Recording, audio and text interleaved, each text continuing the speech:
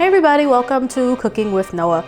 So if you guys saw my last video, you saw that I made the traditional sofrito. So that's like a green marinade that you can use for meats and stuff. So today I'm gonna be using that to make my grandmother's famous rice recipe. It's a family favorite throughout the year. But yeah, it's pretty straightforward and simple to make. And it's so very delicious. So I hope you guys give it a try and let's get started. So the first thing that we're gonna be doing is getting our ham ready. So I like to take off some of the fat. It's okay if you have a little bit of fat in there, but I like to take a good amount of it off because we really don't need it. The other thing that I'm gonna say, it's really important to get ham steak. Definitely don't use like sliced deli ham because you want something that is decently thick and that's going to fry up crunchy. So all I'm going to be doing here is just breaking it apart and cutting it into cubes. So I'll be back with you guys in a minute.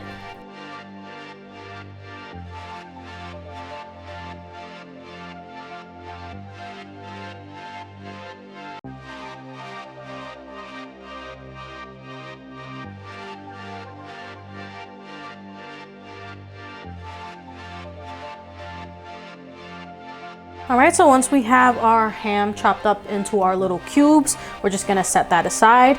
And to a big pot, we're going to be adding in half a cup of extra virgin olive oil. So the thing with the olive oil is that you just want to make sure that you have enough so that it covers about like halfway of the cubes. So you kind of have to use your judgment, kind of like based on how much ham you have.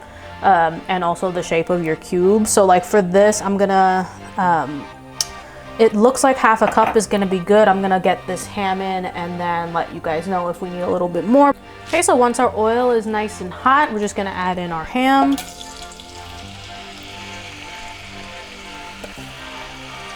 Okay, so once I added my ham in, I just flattened it out so that it's one layer. And I did add another touch of oil because like I said, we want it to be about halfway up the cubes of ham. So altogether that is 3/4 of a cup. The thing with this is that you want to be frying the ham until it basically turns into like a little like ham crouton.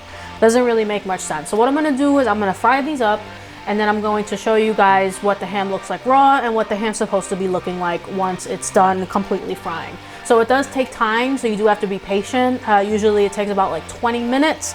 But I will be back with you guys in a bit so I can show you guys what that ham is supposed to be looking like.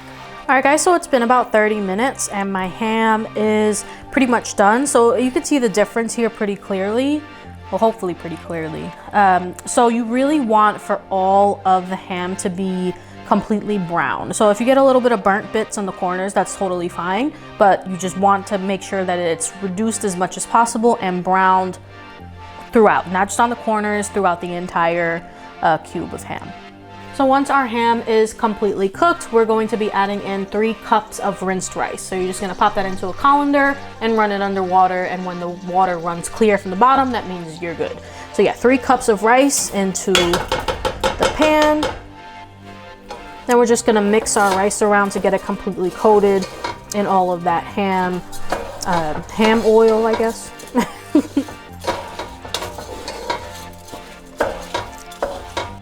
Then we're gonna be mixing in a 6-ounce can of tomato paste.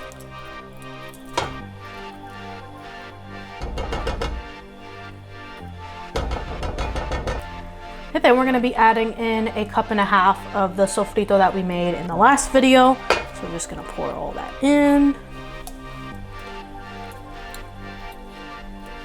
And then to start, we're gonna be adding in 2 packets of sazon. I might add some more later, but I always err on the side of putting less until I need more. So once we get the sofrito, tomato paste, sazon, and everything in, we're just going to mix it up.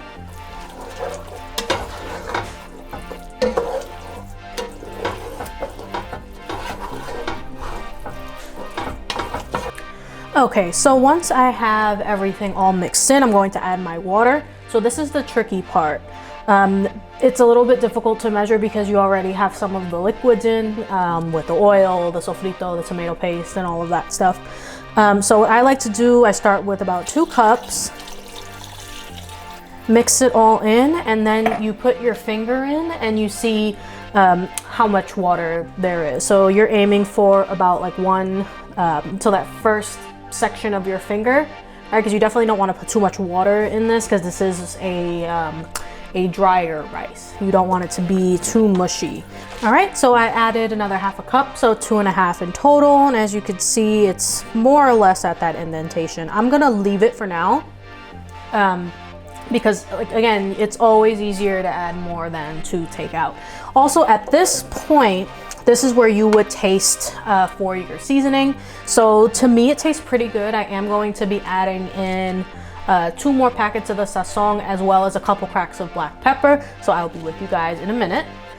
All right, so once we're happy with the seasoning, so I believe I added 5 packets of sazon in total, and a couple of cracks of black pepper. So again, that's totally up to you, whatever tastes good. You just grab a spoon, dip it in the broth, taste it, and once you're happy with that, then your rice will be good.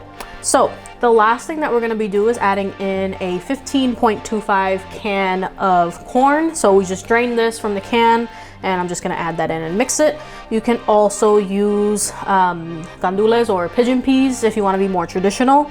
I like to use corn. It's actually a funny story, because my grandmother used to make this every year for the holidays, and for some reason she would always ask me what I wanted and no one else, which is great. And I would always tell her corn, and everybody would get mad at me because, you know, you're supposed to have it with the gandules, and I'm over here being a kid and liking the corn better, and that just kind of stuck as I grew older.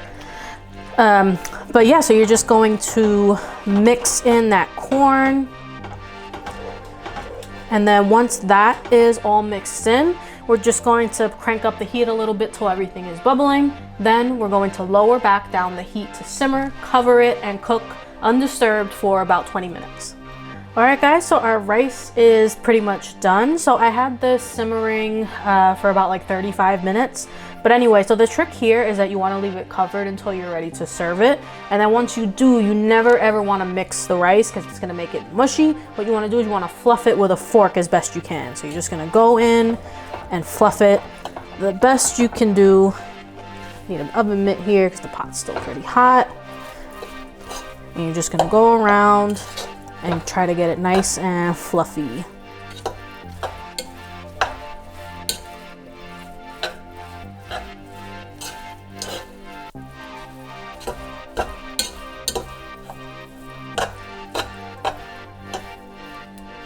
All right guys, so this is the finished rice. As you can see, it took on a beautiful, beautiful orange color. You get the corn, you get the ham, you get all of the flavors from the sofrito and the sazon. It's like, it's the best. I grew up on this rice and I love it, and I'm gonna continue to make it. I really hope that you guys give this a try. It really is like one of my family's favorite recipes, and it's just great. I mean, if you love rice, you love ham, and you love all those Latin flavors, definitely do it. It's so good. Anyway guys, that's it for me. Thank you so much for watching, and please do click that like and subscribe and notification button. I'd really appreciate it. All right, thanks guys, bye.